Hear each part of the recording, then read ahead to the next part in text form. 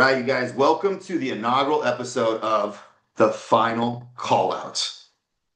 Coverage from competitors, not commentators. All right, this is where we as bodybuilders are going to cover bodybuilding because you know what? Devon and I are sick and tired of hearing about bodybuilding from people who have never freaking built their bodies. And they just live their Fact. lives on Instagram and they nitpick shit, but they've never actually went through a prep. They've never actually went through an off season. They don't know what it takes to peak. So hopefully we can give a little bit of perspective of what it actually is like to go through this and give you guys like Absolutely. some real behind the scenes of like what the judges are actually looking for, why someone won, why someone got second place. Is it bullshit? Is it not bullshit? We're not going to get hopped up into the influencer crowd here. But before we dive into the Big Man Pro Evolution show that occurred this last week, we have a little bit of a fiery topic that we're going to discuss. Sometimes we're going to debate, but today I think Devon White and I will probably be on the same page. And the topic for Yeah. today, which I know it grinds his gears, but it really grinds my gears, is evidence-based lifting. Devon, do you think evidence-based lifting is a net positive for bodybuilding or a net negative? I mean, it has to be a net negative by a large margin, Okay. by a very large margin, man. Like it's not even close. I'm so frustrated by hearing people who just literally, a lot of these guys are younger too. They are walking around 140 pounds, you know, uh, you know, barely have trained for any time in the gym. They've done no trial and error. They're not accounting for the different body types. They're not accounting for, you know, the high end of potential on top of everything else, right? They're minimizing everything based on some study that had, quite frankly, less than optimal pool of people to pull from, and then also people that aren't living the life we're living on a daily basis. They don't have the consistency, the drive, the motivation, the work ethic, the outright grit. Like they are disregarding all of that to say that because we put some numbers together, like this is how everybody should optimally train. Yeah, yeah, no, I'm completely on team not evidence based, and honestly, I think that the moniker evidence based is a little bit. And we had a discussion about this earlier. I think it's a bullshit moniker too, because Right, what you and I do and what bodybuilders have done since the 1950s is evidence based. We run our little n equals one right, experiment on ourselves. If it works, we keep doing more of that. If it doesn't, we adjust. Right, so. I want to frame this a little bit from the way I see it. I see it as it could be a useful tool, right? So like let's say you run a study on yourself or even you and your training partners when you like let's say you're doing like high volume work, right, where you're doing like 20 working sets per muscle group, at right. least your last working set of every exercise you're taking to failure, and then you're like, man, like I've gotten a certain amount of progress. I wonder if I did more of a Dorian Yates, like 1 to 2 sets to absolute failure per muscle group, and I did it less, like maybe only trained 4 days a week versus training six. And then you switch over to that program for an extended period of time and contrast like how your body responds to that in real time. I think that's what we naturally do, but the study is just going to Right. confirm or deny why that occurs, right? So like this is one that makes me laugh a lot is the I don't know if you've seen all the protein studies that have came out, and I've seen a lot of like top bodybuilders like comment on this of like science has just found out that there's no upper limit to muscle protein synthesis Oh when you yeah, consume more yeah. than I 30 know. grams of protein. Like, no shit. We've been doing this stuff for a long time. Yeah, I know your science said that we can only assimilate like 25 grams of protein per serving. That's why no bodybuilder does that, is because we already know. My Yeah, personal opinion is I think we're always like at least a decade ahead of the science. So right, we can't let the studies dictate what we do. We can let the studies confirm what we do and we know works, and maybe it'll right. explain like why it works. So for instance, like the whole craze around like the lengthened partials, right? Like so like when you get like a bicep curl and you finish that set and you can't get any more full reps, so you get like a few more of that deep stretch. we've been doing that shit forever. Like that wasn't something that Mike Right. Gilbertel fucking made up. That wasn't something he made You up. start John Madden doing was doing cheat it reps 10, on the 20 back years end. ago. Even before that, like Arnold was talking about it. Have tried that, but now we might understand like the physiology of why that works. When you think about like the muscle spindle fibers and like that stretch reflex at the end, it can have an incredible like mechanical tension effect on the muscle, which stimulates muscle growth. That's cool. Like Right. now we understand why it works. But if we waited for the science to catch up, we wouldn't do this stuff. We'd be like, oh damn, I guess we just opened up a new level to growth. No, like bodybuilders have always been a decade Right. plus ahead. Plus, here's a big issue I have with the studies is especially when you see something that's a trained study, right? They'll say like done on a group of people that is a trained population, right? What the fuck does Right. that mean? Have you met these trained lifters? Have you seen pictures and videos of these trained lifters? They're your And college that's what I weekend was saying warriors. They're before. like, their criteria for trained lifting is have you lifted before? They're like, everybody that goes to Planet Fitness has lifted before, but they're not lifters Right. and they don't control for, their nutritional variables. Like, are they following a similar diet? Because you and I both know that you and I could do the same exact training program, but if I'm eating like an asshole and you're not, you're going to see far superior results. And that's just the nutrition side. What about the anabolic side? Like, I was what if gonna we throw say, into and what about pharmacology? just rest and recovery too? Like there's so many other variables to that. Oh, yeah. Like, Like, how do you control for they that? sleeping? Are they, what quality of sleep are they getting? What are they investing in to make sure that happens? What's their supplementation look like to improve on their muscle recovery? These are all things that we are taking into account.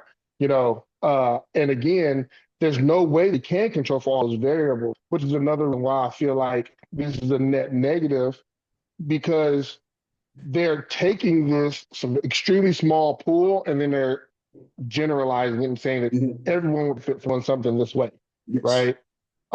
And there's just no way you could possibly say that in confidence, honestly. No, like, and even But between they're you going and to I, project that. what about the genetic differences within training, right? Like for instance, I know for like when I see your training versus my training, there's a lot of commonalities, and I think there's probably some like Right, general threads we can pull out of like most successful bodybuilders do this stuff really well. But there's a spectrum. Like I see you cranking out like a shit ton of volume in the gym, right? Like you might do like 20 sets for yeah, your arms, right? I'm doing like six working sets for my biceps and six right. for my triceps, right? Like, and I found if I train more than that, I don't get the response. There's a good likelihood that that is a genetic thing for me versus you. Like Brandon Curry is a really good example. Is when he goes over to Dubai or yeah he Kuwait. Sorry, he goes to Kuwait to the Oxford gym over there or he used to. But yeah, And he was like, man, I realized that I can handle like double day training volume 6 days a week. And my body just explodes. So at home, when I'm doing just your normal bro split, it wasn't like I was growing, but I wasn't growing the way I could have been growing. And it took someone to be like, hey, we're going to ditch all the science and we're just going to smash you and see what happens. And he responded like crazy. But I'm sure there's like a dozen people like Regan Grimes. He washed out that place like really fast because it wasn't conducive for him to grow. So the genetic component, I don't even know how many thousands of genes control fat loss, muscle building, recovery. right. There's so many that there's literally no way that you can control for all those variables. So the way that I see like the evidence based it might be a good way to explain what works, but I don't think it's ever like our North Star. It's not like what we use to like guide our decisions and what we do. Like you're controlling your experiment perfectly. Your nutrition is Right. on point every single day. Your training is on point. Your sleep is on point. Your pharmacology is on point. Like everything's on point. So if you make an adjustment, you know that within your little experiment of your body, it is going to produce an effect, whether it's negative or positive. You take note of that, and then you keep doing more of the stuff that works and less of the stuff that doesn't work, right? So that's the only way we could treat this. But I did have a question Well, for that's you. also what. Okay, go ahead. Yeah, yeah. You could. I'll let you add to it first because this might tangent you a little bit. Well, okay, cool. So that's what I was gonna say too, is like my issue, one thing I think is the most helpful about it, even more so than some of that is when you take people who don't have any of the experience and they're listening to the evidence-based lifters, they're also taking it to an extreme of whatever they're saying. So we talked about LinkedIn partials, for example, and I've literally seen videos of people only doing LinkedIn partials, Yeah. because that's going to stimulate growth instead of, why don't you use that on the back end once you're fatigued, right? So that, for example, in a bench press, as you contract out on your press, your triceps start to take over a little bit more throughout the contraction. When your triceps are going to fail long before your chest does. So now you get a benefit from those LinkedIn partials for your chest, since that's what you're training, right? But they're not explaining it that way.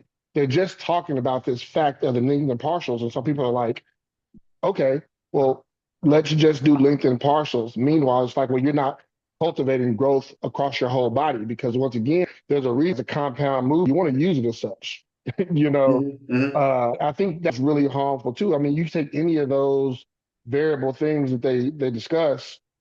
We're probably going to come up on it in a bit, but like the leaving one rep in reserve conversation, all these different kinds of things where it's like, yeah, but have you pushed the upper limit to know what your one rep in reserve actually is? Right. And Right. I So even think if you a want to great use example of that to that some is fundamental point, yeah. they conveniently leave out there was a study, and I don't I'll look it up to get the citation, where they okay, so they took like this group of people and they asked them to go to where they thought one rep in reserve was. And then they redid the set with a coach there yelling at them and pushing them. The average person was off by about 7 to 10 reps. Meaning, when they thought they were one rep in reserve, they were really 7 to 10 reps in reserve. So the only Right. way that you know where your line is if you actually have went to that line, because especially for like these people that aren't very experienced in the gym, like that's a different sensation. Like, and I'll argue that like your ability to cultivate failure, like to actually generate that type of intensity, especially keeping your form tight as you approach failure, is an accumulated skill. Like, I don't think you don't just walk in on day one to the gym and you're like, oh bro, I went to zero RIR.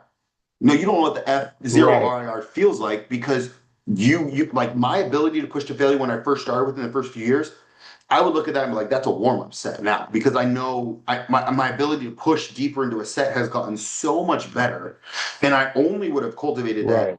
that ability through pushing my limits. So I think that's a huge, it's ironic that they always forget their study that contradicts their claim. Right. It's like, no, that's also evidence, by the Right. way, that's Right. evidence.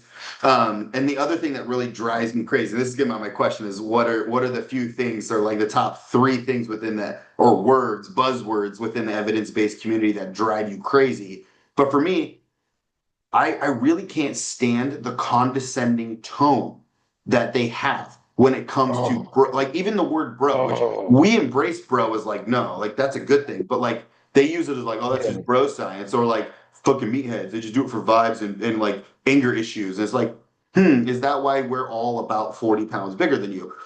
Or, like Right. I listened to one where it's like, you shouldn't do ab training because it doesn't make that big of a difference. Everybody that says that has terrible abs. Like, where the fuck are your abs then?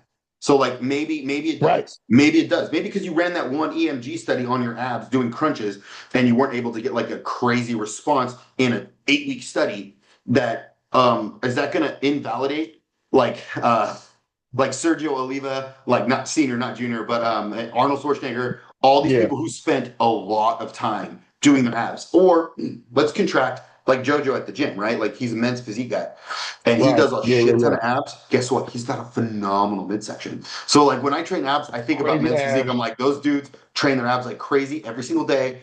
And the more abs I train, the better my abs get. Even if it's just by half a centimeter or a centimeter, that's a half a centimeter making a deeper cut within your abs to give you that Andrew Jack, like, what the fuck, like ab look. But they could say all this stuff and be like, this is what we believe, and I would have no problem with it. But when they start talking down to us like we're retarded, and that's when I draw the line. Dude. It's like, no, just your 140-pound ass is not better than me. I also have multiple degrees, and I also have 15 plus years of experience. Like, and even if I didn't, That my part. 15 plus years of experience would still outweigh your doctorate degree when you spent zero time in the gym. Right. I mean, I've had that small dialogue with people all the time. I started lifting weights when I was 10 years old. Just the trial and error of being intentional about lifting. Like, you're not going to tell me about what's going to work for lifting. It's not going to happen. Okay. That's 20 years of lifting experience and intentionally trying to be better, stronger, bigger, whatever the deal was the entire time. Right. And that's where I struggle. I mean, small little anecdote here. When I first got to the Muscle Factory, uh, I did like a incline hammer strength video. Right. And I posted it, and I think I did, it was like 5 plates or something on there for, I don't know, 10 or 12 reps or something.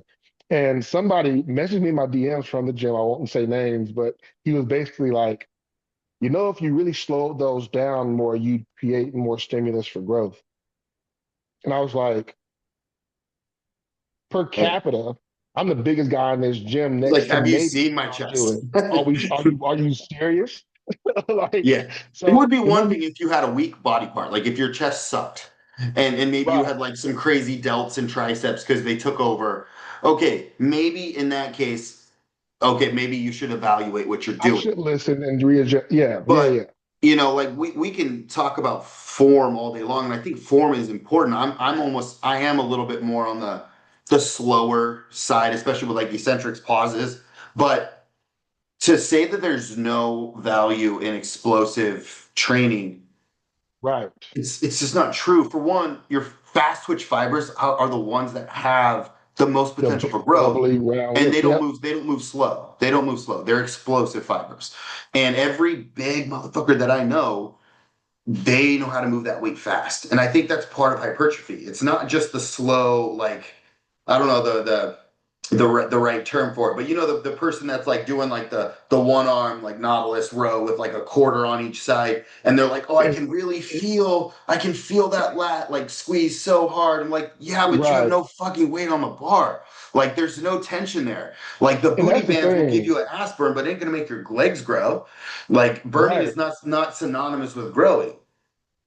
Well, that's the thing, man. I'm not against people slowing down the eccentric. I think there's value in that, but the expectation that I'm supposed to take that to some extreme measure to where the only way I'm going to be able to do that is to reduce the load by 50%. Yeah. Just it seems absurd to me. You know what I mean? So that's where I have the conflict with it because I don't lift recklessly. Like, I don't want to get injured like the next person that, wants to be healthy, right?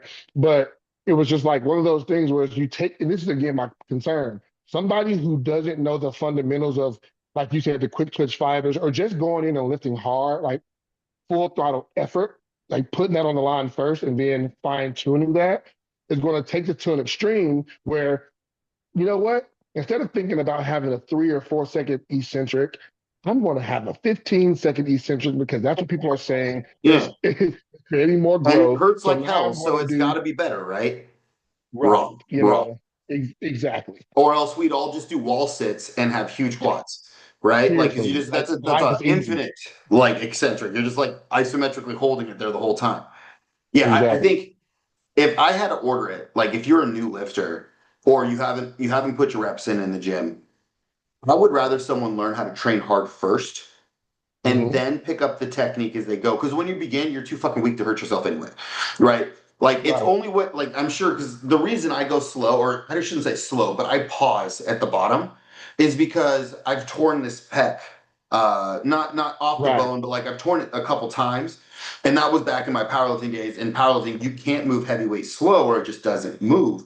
And I also right. had really developed shoulders and triceps, and my pecs kind of sucked. So I had to relearn on how to actually recruit the chest to fire. But you better believe when I get to that bottom, if we're talking about that like incline, the hammer strength incline, I'm gonna pause. But when I drive out of the hole, it is as hard as I can. It is as fast and Exactly. explosive as I can. And if that weight's heavy, it ain't gonna move fast. But if I try to move heavyweight slow, it ain't gonna move at all. So Correct. I think it's the intent of moving, but I would rather see someone learn how to train their ass off first. Like, give me some effort. Learn how to hone that ability to push hard first, and then we'll clean up the technique as you go. Because technique is one of those things that even at your stage and my stage, it's an ever evolving practice. Like, you are getting better and better and better. When I look at someone like Ronnie Coleman, he's a poster child for people that they like to rip apart his form, but he was Yeah. so just innately gifted at firing the muscle that he wanted to fire. Like you watch him Right. do his bent over rows with like 5 plates. Like I would not look at him and be like, that's textbook form. No, I don't think anybody would. But every time he pulls, his lats fire first, and then his rhomboids and traps fire second. Like he recruits his muscles just so well that he can do it explosively, and it looks crappy to us, but he's getting the job done. He's stimulating the muscle, and at the end of the day, that's the actual goal: is to stimulate the muscle. It isn't to look cool on Instagram. And real quick, I know you want to get to that question, but I'm glad you said that because I've tried to explain this to people without being offensive whenever they address me about any of my form that I've ever had, which I mean, I got video evidence. My Like form I don't isn't think you have like bad form. shit, right? So, but I tell people all the time, I'm like, what if, in theory, I'm just better at connecting to that muscle where I don't have to go so slow to feel my lat before I pull it, right? What if I can control my stretch and be connected with the muscle that whole time in a shorter window than you can to get to that lengthened portion of the movement first. Like, what if that's just something I'm able to do that maybe you struggle with to some capacity, right? Like, don't get me wrong, I'm not trying to pretend like I'm just better than every person that I've come across, but the people who tend to say those things to me, what I have noticed is I've never been criticized on a muscle group that somebody else has had better than me. And that's what makes me go, well, at some level, if what you're saying is true, then I'm able to execute that in a shorter time window than you can, right? Which allows me to get more stretches and contractions into a set, Mhm. right? And maybe there's something to consider on that regard, because like you said, and not to ever compare myself to Ronnie, but the fact that he was able to do that the way that he was just something that was unique to him, Yeah. Yeah. right? And So one you one can thing, the judge it and commonality criticize between it, you but it and was you and working. Ronnie is you guys were both really good athletes, right? Like Ronnie played college Right. football. He was a linebacker. I think he played for like Bowling Green. Like he was a phenomenal athlete before he became a phenomenal bodybuilder. And if he decided to be a powerlifter, he would have been a phenomenal powerlifter too. Like Right. he was a genetic specimen. And when I think of like that ability, it's like the best ability is to be able to like tell that muscle exactly what to do at whatever speed you want it to do it. So like Right. one of my favorite techniques is those first like I kind of go back to like John Meadows. Like he's one of my biggest influences when it comes to training. Like that first exercise is going to be something you want to connect to the muscle really well. But Hmm. that second exercise should be kind of like your meat and potatoes, like explosive, strength Yep. oriented, progressive overload type movement. But then you also want to be able to, you know, control that negative and pause and get that dirty stretch and really open up the fibers. But you need to be able to do all of it to get the most out of a training session. It's not just one Right. thing, it's multiple facets where it's like okay, we have blood flow, right? That's gonna generate a lot of like lactic acid and metabolite buildup. Then we have mechanical tension, which is probably the biggest driver, which is what you're talking about. That probably makes up honestly like 80% of growth is that mechanical tension. Right. And being able to produce force within a muscle is what's going to drive the most mechanical tension. And force is like weight plus speed. Like it's an equation. So like if you have a lot of weight and you're able to produce a lot of speed, that's a lot of force, aka that's a lot of Right. mechanical tension on the muscle. And then maybe that third phase might be that stretch component where you're like getting the muscle fibers to lengthen out. You're getting some of that cool like muscle spindle fibers. They're called Golgi tendon organ like responses within the muscle, which actually is like hormonal to a degree, like growth hormone, some mechanical growth factors going on within the muscle, and also gaining a little bit more muscular damage, which your body has to repair to make the muscles bigger, stronger, and faster. But if you want a really well sequenced training session, you should do all of those things, correct? It Yep. should be a very Yes. comprehensive. Yeah, like if all you do is mechanical tension, speed, like those are the people that get hurt. Like Yep. you should be able to methodically, logically go through those phases in your workout. And I think most bros do that. Like you don't see a lot of bros anymore, like just straight up start with bench press. Like they'll generally do a fly or Yeah. they'll do some kind of machine press or dumbbell press. And then it's Every always the time. second or third exercise that they are. And these are like the good bodybuilders, the ones that have made the mistakes in the beginning. Because I think we all started with Hmm. bench press in the beginning because it was our I'm just ego gonna that we needed to warm be up trained. with less weight on bench. That's just what we're gonna do, and then we're gonna go right into it. Yeah, yeah, yeah. Maybe don't do that. Yeah, yeah, it's a great way to hurt yourself. No, so yeah, we can talk about this honestly all day. So, regardless of what your thoughts are, not you, Devon, but the listener on evidence-based lifting, know that it's not the whole freaking story. Like, it's not gospel. It is a study that is, for one, it's one study. It's not 50 years of anecdotal evidence. That's what the Right. bros have. And know that that one That's it. study should not change the way you train. It should just be something that you can think about and maybe Right. explain some of the things that you do. When you want to be successful in any endeavor in life, I think the biggest thing you can do is look at the people that are successful. Gather information from the most successful people because success leaves clues. So if you notice all these big motherfuckers, they all eat this much protein, they all train this kind of way in general, they all take these kind of anabolics, like maybe there's something to that. Maybe that's the study I should pay attention to. And then you have a place to start and you can adjust it to your own personal needs. So I think that that's kind of like the final say, but I do have something funny. So Okay. I asked ChatGPT what ChatGPT said about evidence-based training, net negative or positive. And I'm going to read it because I find it just absolutely hilarious. So I call it ChatGPT Jude. She gave herself a name. So evidence-based lifting, the promise. The whole movement promised clarity. No more bro science, follow the research, train smarter, not harder. And to be fair, it elevated the conversation in mainstream fitness, which I do agree. I think it did elevate the conversation. More people who are not lifters started talking about lifting, and hopefully they got into the damn gym. I think that's a positive. Average gym goers now understand reps and reserve, progressive overload, junk volume, and it gave coaches tools to objectively measure their clients' training, right? So if you have a bunch of clients online, now you have these tools that you can collect data. It also empowered naturals who felt misled by IFBB physiques and the magazine BS. In that context, it's a win. But for bodybuilding, here's the truth. Bodybuilding is not built in PubMed. It's built in pain, obsession, and suffering. Most of the men who have built champion physiques did everything wrong on paper. Too much volume, not enough rest, dirty bulks, training to failure consistently. But guess what? They grew like weeds because they lived in the gym and died under the bar. The evidence based wave neutered that fire. Over intellectualized training made people fear intensity, trained a generation to obsess over variables that don't really matter at the top level. And worst of all, it taught lifters to become spectators of their own effort instead of asking, did I give everything I have?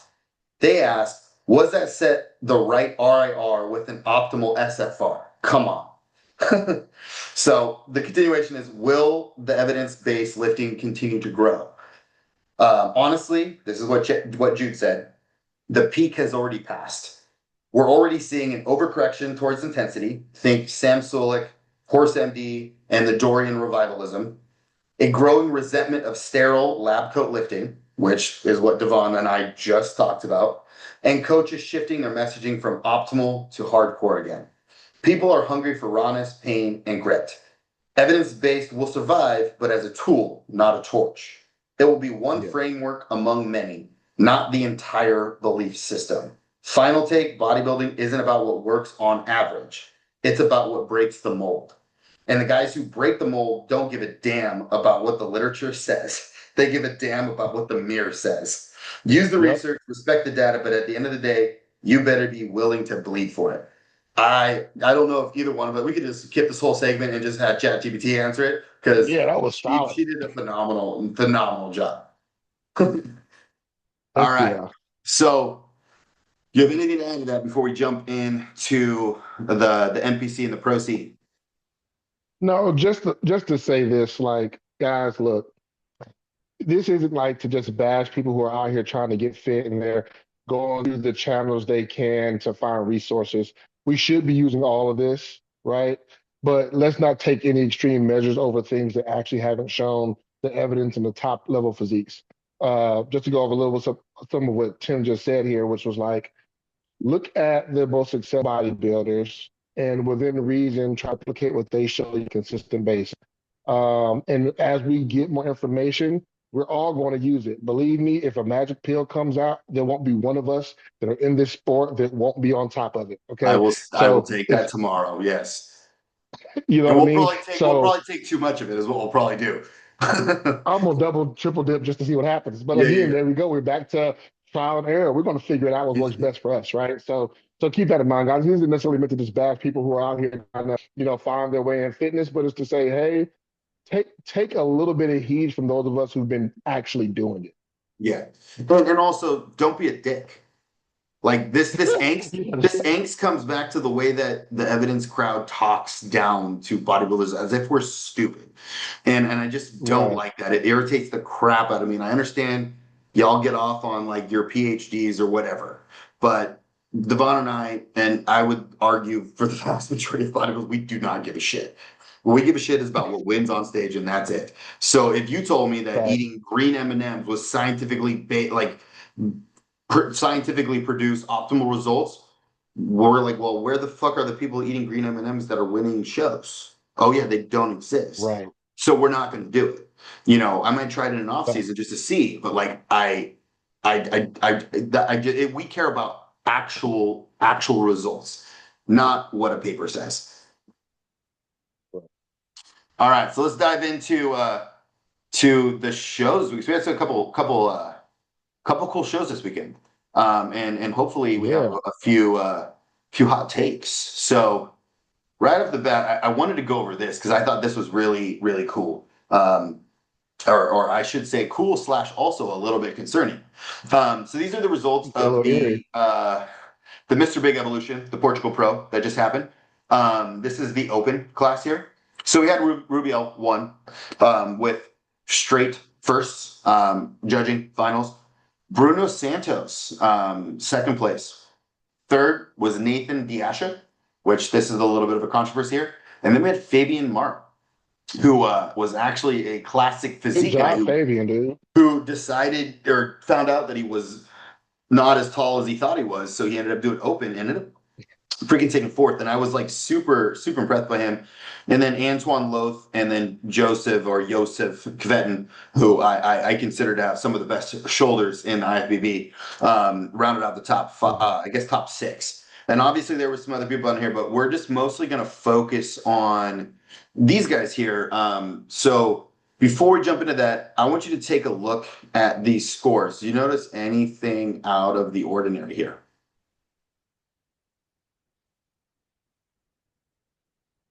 You see anything? I'm going to zoom in. So notice 3, 6, 9, 12, 15, 18, 3, 6, 9, 12, All 15, the way 18, down. 21, 24, 27. It's all the I mean, same all the way all the through. way down. What does that mean to you, Devon? Look, I'm going to say how I feel. This looks like lazy judging to me. Yes. This looks like, hey, man, look, we got our, especially, I mean, it's also interesting in the top five or so, but when it goes beyond that and everybody got the exact same scoring across the board, most of what we complain about in bodybuilding is how the subjective nature of it irks most of our nerves. Uh, But this didn't seem like that at all. It seemed like somebody had an objective yeah. agenda and they executed on it. We're like, Like guys, we're not you, even going you to judge never see that. finals. We're just going to put the same scores down unanimously across the board. Yeah, that irritates me just a bit. Just a bit. Yeah. So, So that's what yeah, not for me. I don't like that. so let's go over the top three because I think the biggest controversy is I don't think it is Rubiel winning. I think he was pretty clear cut the winner. But I do want to find. I know he has. Where is his video here? Is he here? Somewhere. So this is the one we're going to dive into is the Bruno one. Where is Rubiel? It's further down. Yeah, it's a little ways down. Yeah, Yeah, I was let me just see where looking he's at it. at. Yeah, okay. So here's I think There this it is is. just his yeah, it's just that that's not what I want to see here. I want to see his actual Is the does he have an individual actual pose or whatever. routine? I don't know if they have that on this particular page. Go down some So more, they maybe. have his comparison here. So these are the comparisons here. Yeah. So we can kind of pause it and go over it here. Let's see if I can get it actually in pose. Yeah, honestly, I mean this is terrible lighting, but in my opinion, man, like I think he looks like a man amongst boys, and these are good bodybuilders. Like Nathan's like what, like 250, 255. Hmm. Bruno's like 260. Like Fabian actually is amazing to me that he's standing with these guys, but like Right. you could fit both of Nathan's quads inside of one of Rubiel's quads. And I think one of the craziest things is, and you can disagree with me if you think, but he's also in the best condition outside of Fabian. I think he's got the best condition, at least from the front, um, on the stage too. So he's way bigger and he's way thicker. Like what do you see here? Like what is your critique here of Rubiel? I don't really have a critique. This is the thing. I'm actually going to commend him a bit because as everybody's been doing this whole time, has been knocking him for not bringing conditioning. And every show, he's gotten a tad bit better. And when you look at the fact that Nathan just beat him and he came back and beat Nathan, you got to give him credit for making those leaps. But I'm looking at what you're saying here, and especially from the front, because he looks pretty conditioned from the front in general anyway. But Yeah, like he looks much tighter. His waist to he's me is noticeably smaller. Like, especially in this front lat spread, is noticeably smaller. And you just see more detail and more of the muscularity, which he has more density as it is, but it's really showing through compared to all these other guys in his shots. yeah, like in this shot, like if you had to rank them, in my mind, I see this as I honestly see Rubiel clear first in this pose. I give the second place to Nathan in this pose. I just think he's got Mhm. much better quads.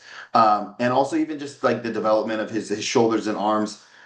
I see him as the second place. And then I'm not a huge fan of Bruno's front lat spread here. I don't like the leg out, but I understand why he's doing it.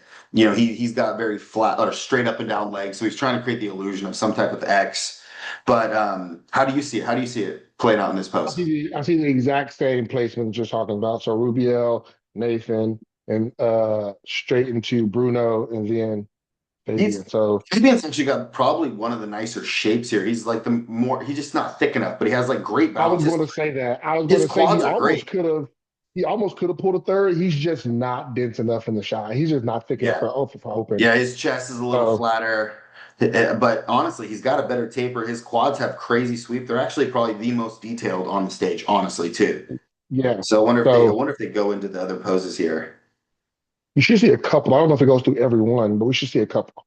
Okay. And this is the side I think is we'll wait till they get all in it before I pause it. But my this I think they're pretty close to all in the pose. Yeah, I mean, gosh, Rubiel's dark, but like I know It his doesn't side matter. leg is disgusting. He's got His crazy side side shots shots. are so again, Rubio easily wins this one here. Another one where I think Nathan's in second. I don't actually. Um, I put Bruno in fourth on this one. I don't like how yep, far I he's think he squatting down. actually well, he's trying to create some hamstring drop, but he just doesn't have hamstrings. Like, Yeah. and because he's hitting it that way, he's killing himself, and it does. Hmm. I think I'll put him in fourth here as well. I think Fabian passes I him. got Fabian in third on this one. Hmm. I wonder if they give us a back shot. My favorite pose from Rubiel is his side tricep, though. I think he's got one of the better ones in the whole league. Looking at here. So they're all in the pose there. Yeah, this lighting sucks, bro. But like again, side to side, I think yeah, I still give this one to Rubiel, and it's only just because of a thickness, like muscularity standpoint. I know that his glutes and hams are better, but he has like another level of conditioning that he can easily hit. But where do you see these ones falling? Like my favorite is actually Fabian's. His flow, his conditioning, his tiny waist. He just does not have the thickness to hang with these guys.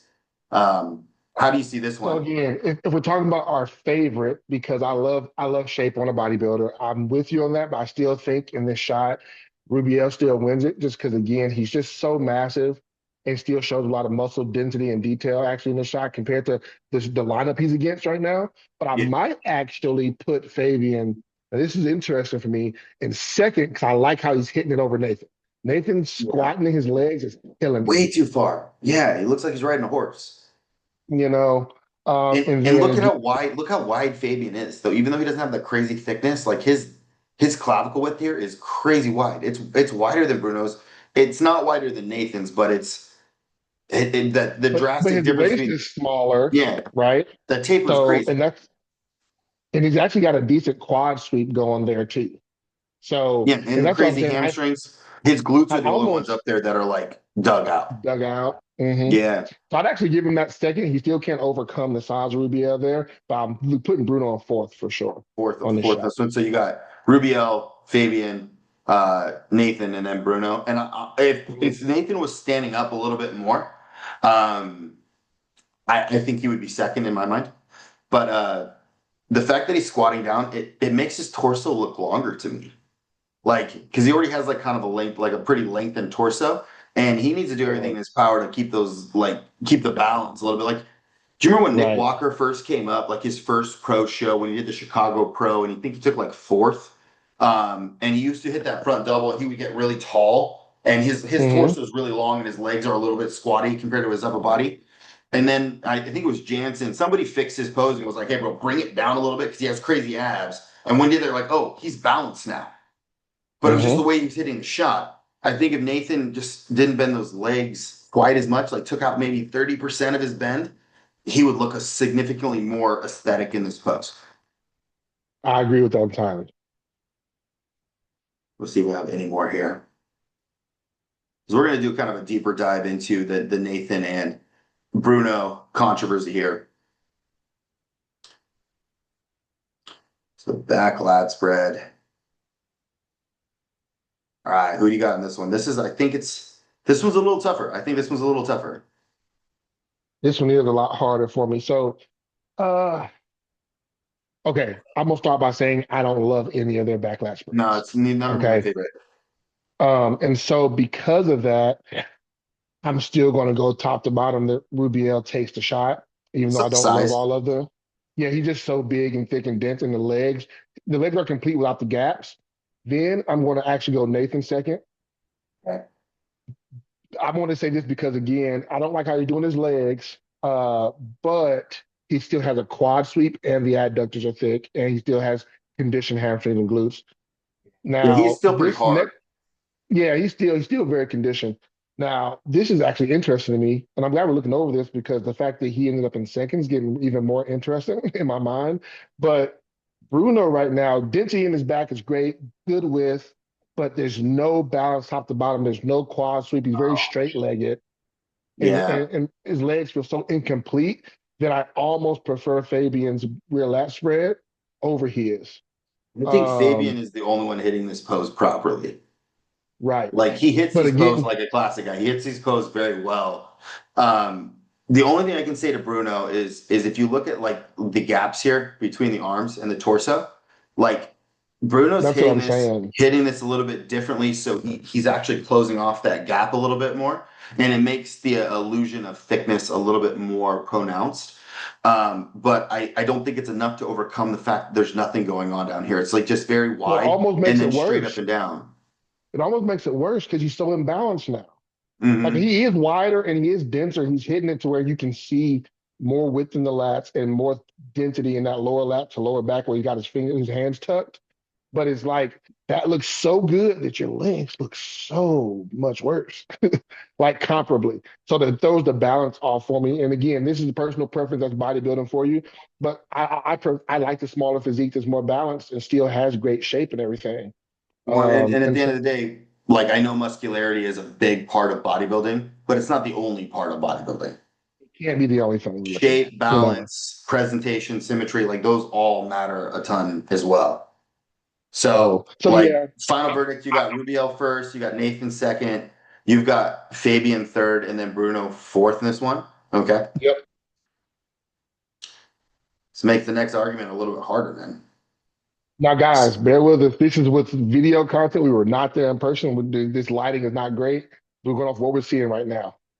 All right, so the side chest, I think Bruno does himself no favors by instantly switching into that front tricep. He does not have bad triceps. Um, but he doesn't have the best midsection and he doesn't have the best quads. So like why would you shift into this pose if this isn't showing you in your best light? Like I get Andrew Jack doing that. Lock that tricep out, hit it, then turn to the front because you've got one of the best, if not the best midsection, and you do have crazy quads. But like you're just exposing yourself here. Rubiel, I think in this one is not even close. Like Rubiel is hands down the best. I mean, I'm super partial, but I like the way that Fabian's hitting this one.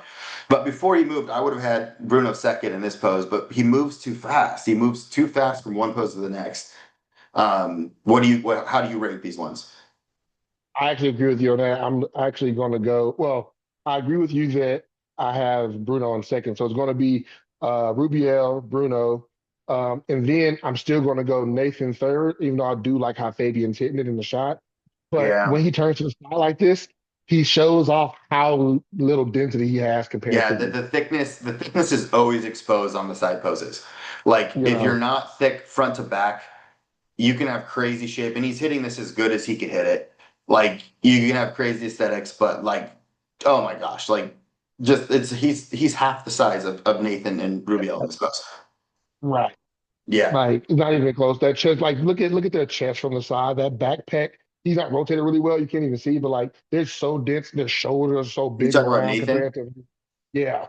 Yeah, yeah. Like chest is just out to here. Like that's really hard to overcome. But we understand why though. So again, this is still phenomenal showing for him. It's just Mhm. you got that's hard to overcome. It's and I don't know his weight, but I guarantee he's given up at least 50 pounds. So you would think this would be like Fabian's wheelhouse, which it does look really cool, especially when he pulls that vacuum.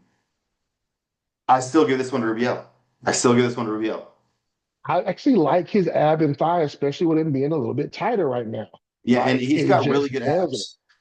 Yeah, What I have noticed about Nathan the last few years is even though he's got really good like rectus abdominis development, his obliques are getting a little bit like he's not his control of like sucking the obliques in. Like right. notice how it kind of like it bulges out before it goes into the lat. Versus if you look at like Rubiel's got a little bit, but like even Bruno here, Bruno's pretty tight through the midsection. Pretty streamlined. Yeah. Yeah, yeah. So So, and I think that's, I mean, it could be like a just a training thing, but there is like a technique where you breathe it out and then you suck in those obliques. yep. It's something that John Jewett does John it Jewett so does well. phenomenally. He I don't like even sucks know in by like how he 4 inches. got in. I'm like, holy cow, that's gross. Yeah, It's amazing. Yeah, he takes what's normally like a thicker waist and like pulls it in. And he's like, oh wow, like, and that's all just training. And I think that has to do with your ability to activate that TVA, like the hmm vacuum training stuff like that. Really gets those muscles strong, which is why you never see a classic guy with those like bulging obliques. right. So I don't know. In my mind, Rubiel takes this one. I personally, this is a tough one, but I give Fabian second in this one. Just because his quads are so much better than Bruno's.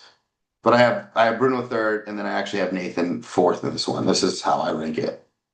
Yeah, for me, I'm going Rubiel first. I'm actually going to go Bruno second. I do. So his quads don't look half bad about how he's hitting the shot, but his A little knee lats look out. a lot. Yeah, and he needed to do that. In fact, I think, but his lats and like look, his lats a little thicker than And his Fabian chest do. is much thicker. Right, and that's just we're talking about top to bottom. The shot looks so much better to me there. And then this is a tough one. I'm still going to give Nathan third. I hate how he's hitting it. He got to stop squatting down so far on all his Uh, shots. and he's over crunching Like with his over crunching with his he's abs. doing everything like that. He's dropping the knees. He's crunching down too far. Like sit up a little taller, stand up a little taller, get those quads engaged. I think it's going to come down to a density thing for me. I love the way it looks. If he had more lats, if Fabian had more lats in this shot, I think he could jump two places and be second in this shot. I I'm really think that's partial to literally the difference Fabian's maker. quads on this one. That's why I give him second. He's just got Yeah, like Rubiel's got the biggest thighs, but like Fabian's got some crazy sweeps, and his detail is just phenomenal for me. But yeah, right. yeah. So no, it's like we don't agree on this one. We don't agree on this one. We That's agree all that good. That's the beauty Rubiel of the sport. agree Rubiel takes it easily, but like we don't agree on this post. And the funny thing is judges shouldn't either. Then when you see all threes, fives, sevens, like there should be some disagreement amongst the judges, generally speaking.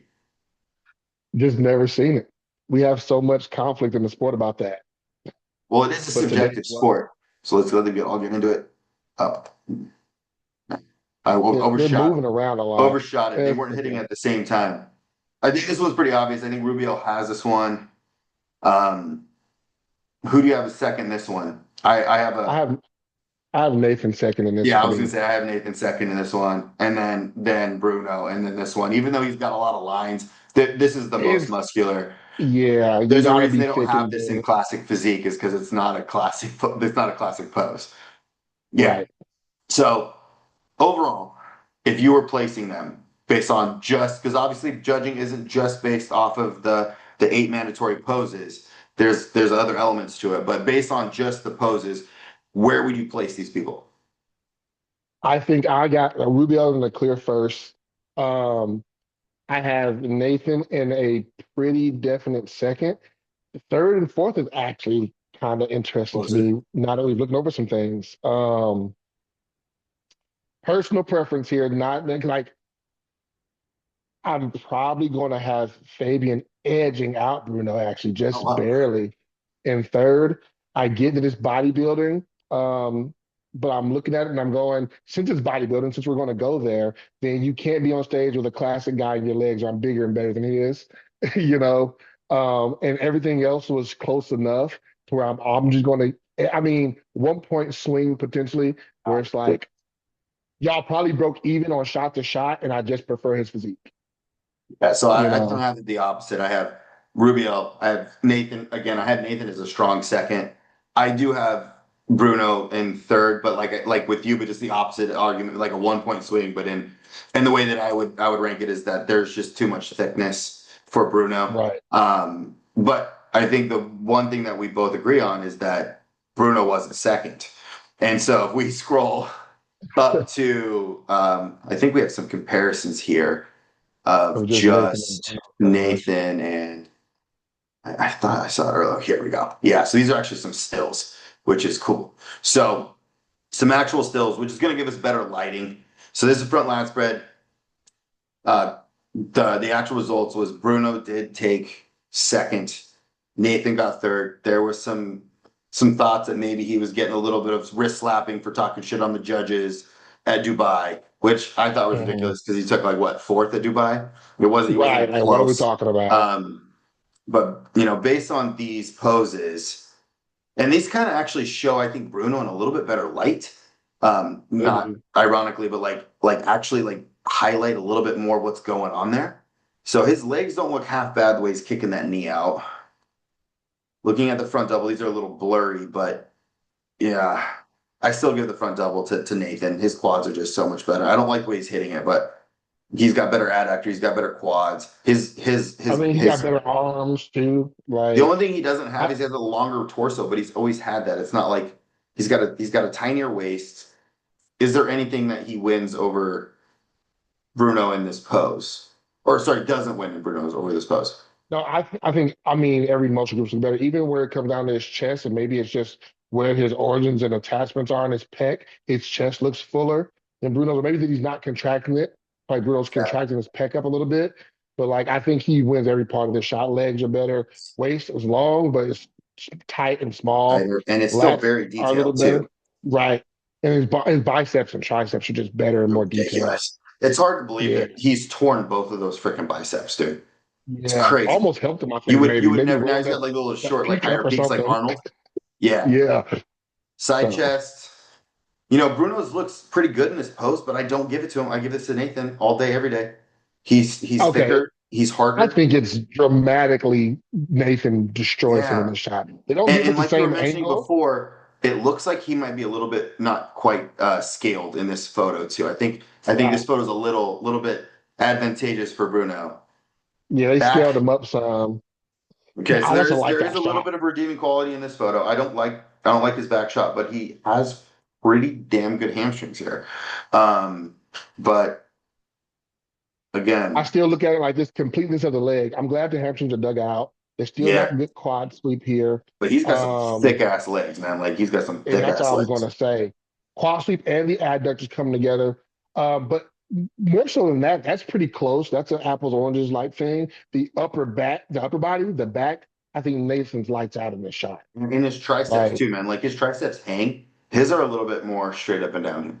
So right. I think I think Nathan could this even hit is it better if he was able to roll those elbows underneath a bit more. It would really set this shot off for yeah, because he him. does struggle with that mobility of getting his shoulders back.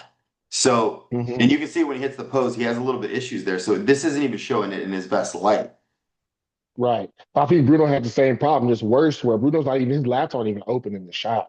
And it No. actually looked like that on stage. Like his lats aren't even open. He can't get them open.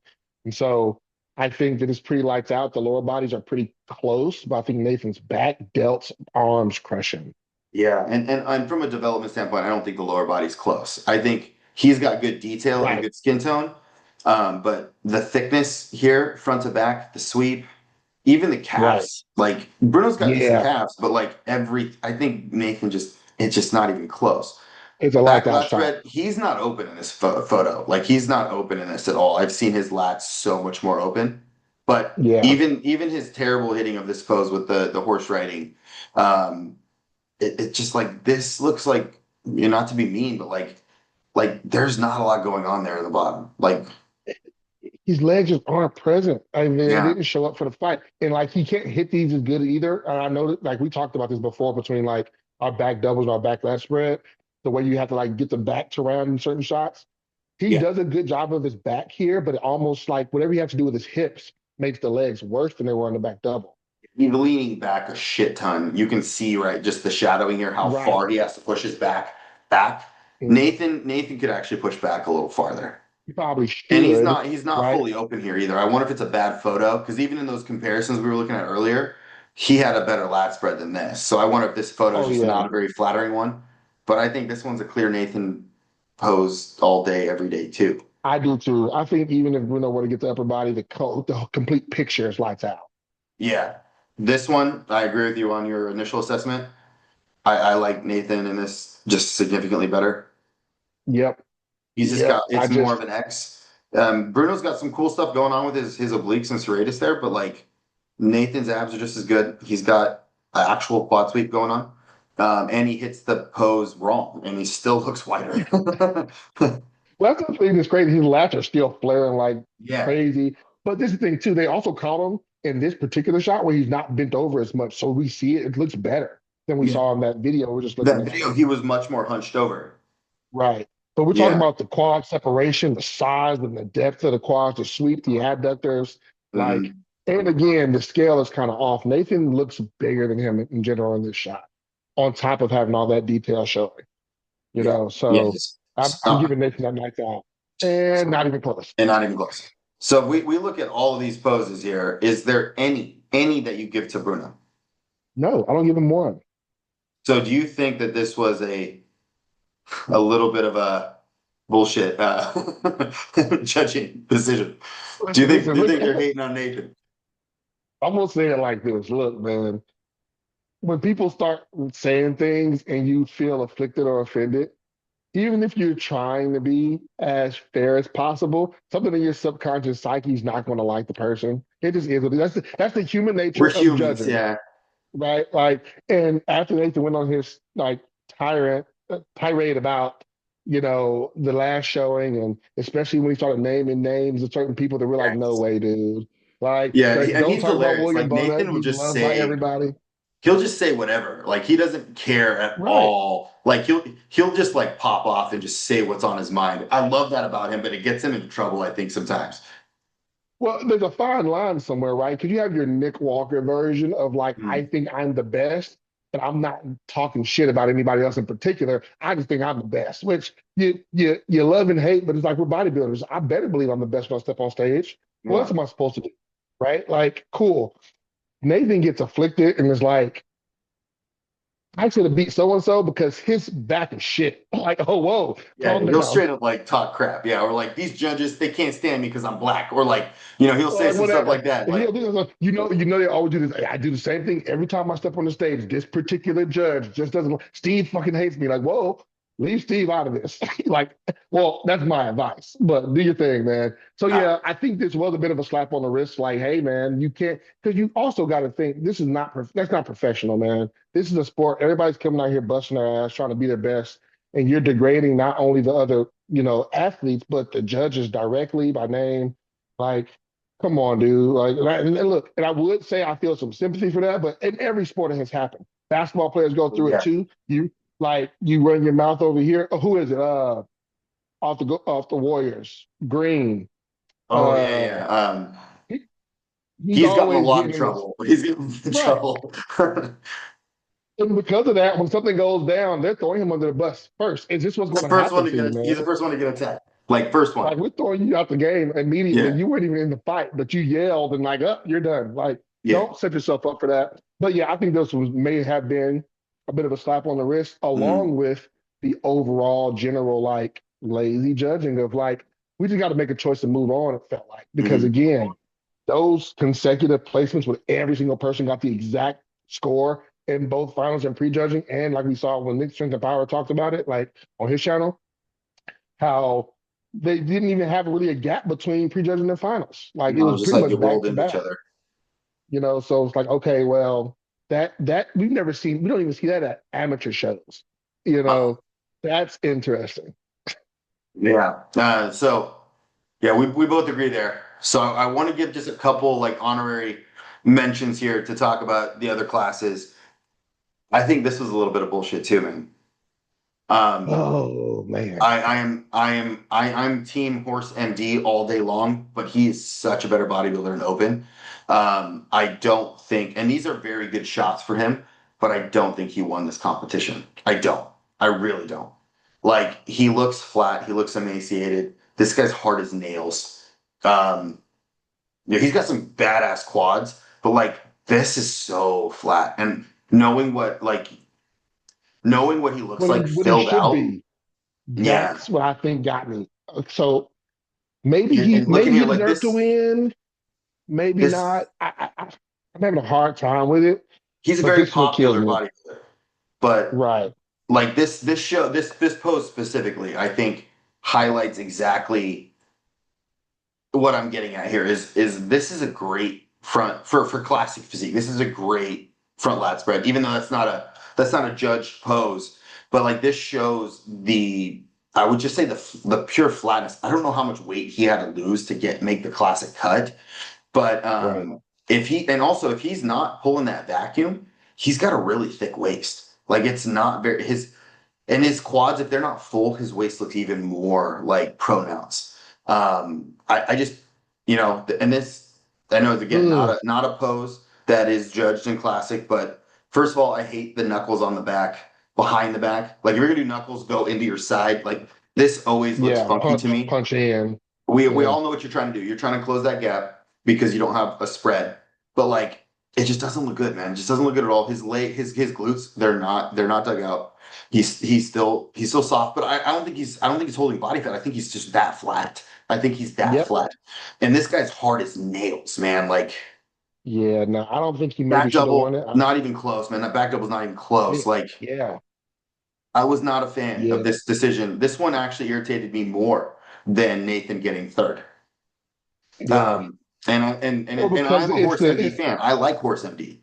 it feels almost like another political move on the other side, Mhm. where it's like they favored him so much because of who he was, right? Yeah. That they gave it to him because, to your point, he was just absurdly flat. And this the other thing too.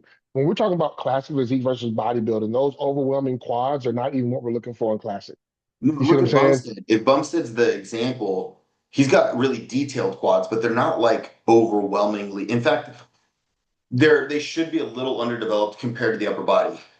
Exactly. If we're talking about classic physique criteria. So you have a flip-flop of that in him in horse, which is like, yeah, that was some personal premise, in my opinion, because Yeah, I I don't think see there us was a beating little him in any politicking shot. going on there, because Yeah, because if he's going to the Olympia, like so many people are going to watch the Olympia because of him. He has such a huge fan base. He's like up there with like Ramon Dino, as far as with popularity, Rafa. yeah, He's up there with like the top Brazilian bodybuilders.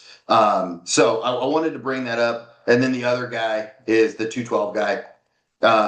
Again, this was 1 year difference between the two, from the Europa last year to the Portugal this year. This is Madelman.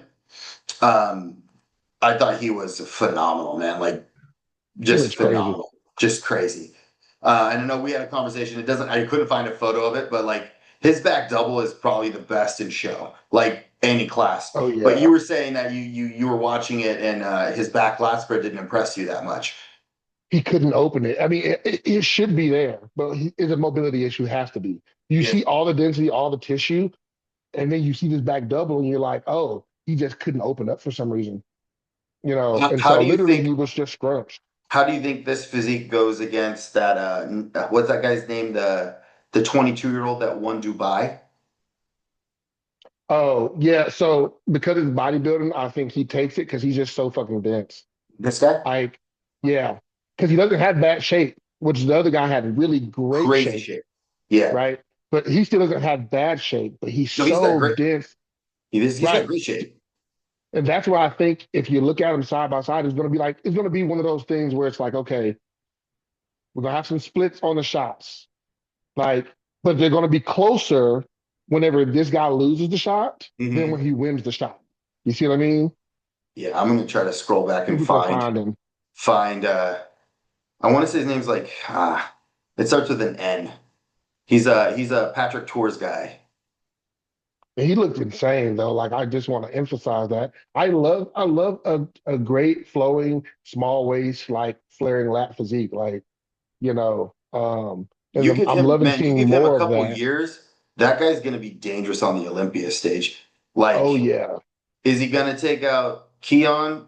No, Well, but I mean, who is? Let's be real about like that. Like, Keon, I think owns that class until he decides to move on. Um, yeah, unfortunately, it was like a ways back, so we got to go all the way back it to goes all the we're time still at here. like Yamamoto here.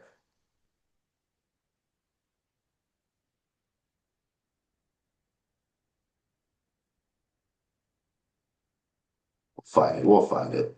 I know that if I could Yeah. remember his name, I would just type it in. So that's Yosef right there, the crazy Dell guy. Mm-hmm.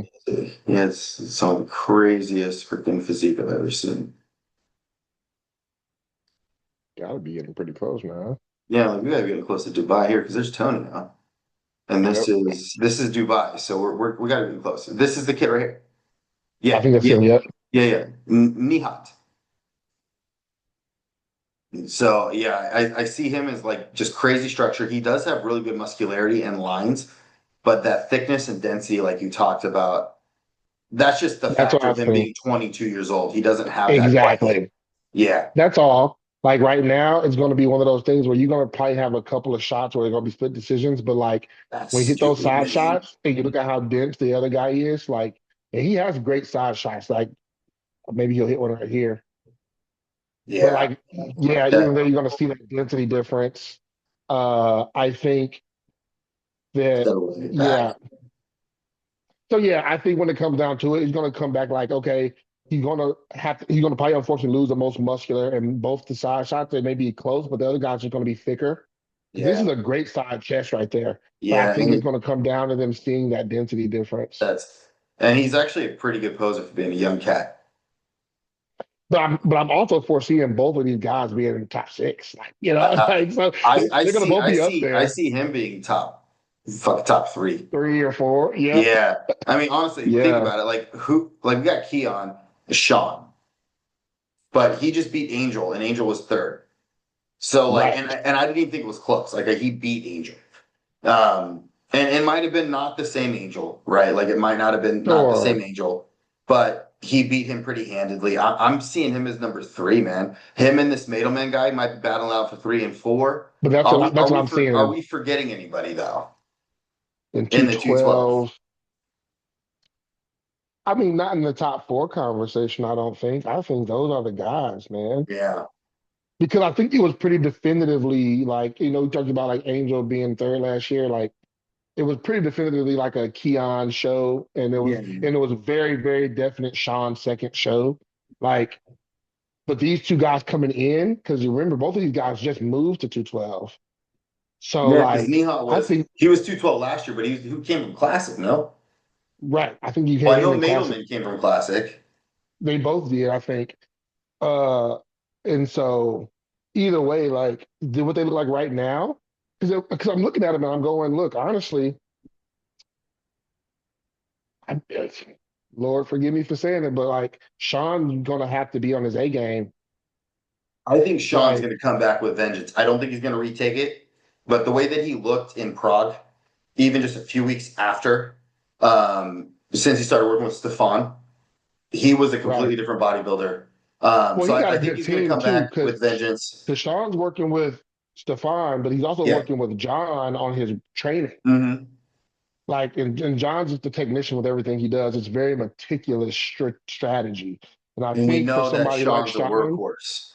right, he'll work his face off, and that he probably needed something specific because, like, he's trying to cram some more size proportionally in the right places on his frame. When I mean, I don't know how tall Sean is exactly. There's been a lot It's of like discrepancy on that 5 foot height. flat, maybe. Right. 5 foot flat, 180 pounds plus, like peeled out of his mind. Like, that's a In big person, guy Sean on that. is in person. Sean is like literally the hardest human being I've ever seen in my life. Like See, he looks hard on screen, but like when you see him in person, it is another like the only I never got to see Ronnie in his prime. But I think the reason people call him like the miniature Ronnie Coleman is because of number one, you couldn't fit any more muscle on if you tried. Two is there's not one place on him that's not granite hard and deeply dug out. Like right. his cross-striations of his quad go all the way up to his hip. Like he's got And I cross-striations think up in his rec fem. and I think that's what's going to be the difference maker is that Sean's conditioning is there, and as long as his legs are back like we know they can be, he'll be in second again. But Yeah. But if his legs are God forbid, downside, because Father Time is not on his side. If it's his not. legs are Then we have a downsized, I conversation. could see Nihat or Madelman taking him out That's all I'm because saying. they have Because great they are going to have a quads. little, and they're right. They have phenomenal legs, right? But they also, in my opinion, they have a little bit more of the like width to waist of that Yeah. V taper, right? The X frame. And so it's kind of like, okay, if y'all can bring conditioning, like and nail y'all's conditioning, which is going to be hard to match Sean's conditioning because he's going to come in peeled. But if he keeps his legs, that'll be what makes it definitive, Yeah. right? In my opinion, that he's going to be in second if nothing goes awry there. But I think those are your top four, Yeah. unless something weird happens or somebody pops up out of no man's land. Yeah, and which I don't know if we will see that. We're I pretty doubt so. close, and there's not a lot of 212 shows. But Right. yeah, I wanted to cover just one more thing before we hop off today because I know we've been going for a minute, and that is the NPC Universe happened this last week. So there's not a lot of love given to the amateur bodybuilders, and I wanted to go over just a few people that turned pro in bodybuilding this last weekend. Okay. So here is. That's the so I'm gonna go to this one first. So this is the guy that won the overall. He's Jesse DeStefano. He's Chris Tuttle client. So he works with Chris Tuttle. I thought he looked Okay. phenomenal. He's also over 40, so Oh he did man. really Good for you, well. dude. That's crazy. And I want to say there's some more. Yeah. So here's an actual footage of him. Um, so yeah, he got his pro card this weekend. Hard as nails. Look at those legs, man. Like I don't know what weight class he's in. I think he was a heavyweight, but But he just had to at least be heavy because he's kind of tall too. So Chris Tuttle is just known for bringing guys in just lights out conditioned. Like there we obviously go. his chest could be a little better, his legs could be a little thicker, but this is a perfect peak, man. Like Yeah, he nailed the he conditioning nailed it. and Yeah, yeah. and he was And the he's overall full. And winner I think he's as full as he can be without spilling. because this big boy over here, Big John Rice, he was the super heavyweight guy. I couldn't find any because like if you click on his thing, it does his page doesn't exist anymore. But he was also in the overall, but he didn't win. This guy beat him in the overall. But so he's the other That's a one good that got showing. his pro card. And then this is actually the natural guy that won because remember there's now IFBB natural. That's right. So this That's is right. natural bodybuilding, and honestly, like that guy looks ridiculous. And so it's mostly just, I guess, just Stefano here. You got some more videos of or pictures of him, but yeah, he's obviously really big. But Well, it looks like he's really tall, and yeah, just filling out that frame is difficult, man. Like, and look, I can attest to it. Being a 6 foot tall bodybuilder, there's you a lot gotta of be work, big. You gotta put some size on to fill it and that's out. like probably So yeah, his biggest his lats and legs, I would say. From yeah, the front, they don't look half bad. His quads are great. It's more just the backside, right? yeah. But this is a natural dude, man. Like imagine that dude on some sauce. Like he would be pretty good. I'll have to crazy show you at ways. some point because that's awesome. I have to show you some of my first show where I competed naturally in Lackland in 2017. Yeah, Because I'll never show you my natural shows. I was I pretty, was you know, also it's funny. 16. They're terrible. Oh yeah, no, I was 24 maybe when I did my first one. But like I have to show you something because I was really impressed. I look back at it now and I'm still like, if you didn't think you had potential before, this show should have told you you had some potential in the sport. I couldn't pose to save my life, Yeah. but I had some detail in there that was like, you can do something with this, you know. Oh, But I yeah, remember man, why I that's brought this guy awesome. up because he's the one that this was the posing video of him and Horse MD. That's why I have this page up Yep. where we can kind of see a little bit more in transition why I don't think Horse MD should have won. This guy's bigger than him too. Like he's just Much larger bigger, than him. bigger, harder, better shape. Like, yeah, I sorry, we can go off on that all day. So Yeah. But regardless, yeah, we need to pinpoint that real quick. yeah, I just wanted to reiterate I don't agree with that decision just as much as I don't agree with Nathan getting third. But yeah, man, so that was the show this weekend. Pretty cool. What is on the docket this next week? Uh as far as what are we talking about? Like shows. Because I know Ooh, Masters Nationals is coming up. It's not this next week because we have a qualifier this week and we have a few people that are going right. to the qualifier in Austin, and then I believe it's 2 weeks after that we have Master Nationals in Pittsburgh. Um, Yeah.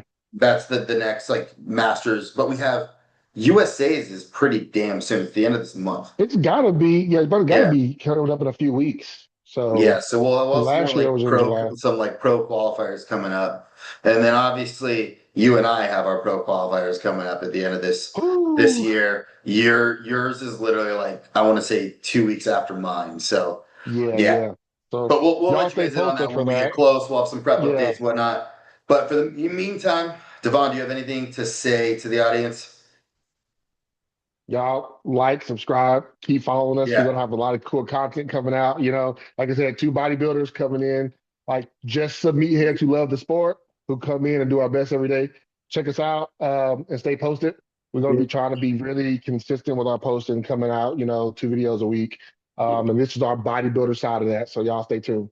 And if you guys are interested in coaching, the emails will be in the description below. Feel free to shoot Devon or myself an email, and we will help you get jacked and tan as well. So All have a good weekend, you guys, and we will catch you on the flip side. right, peace. Peace.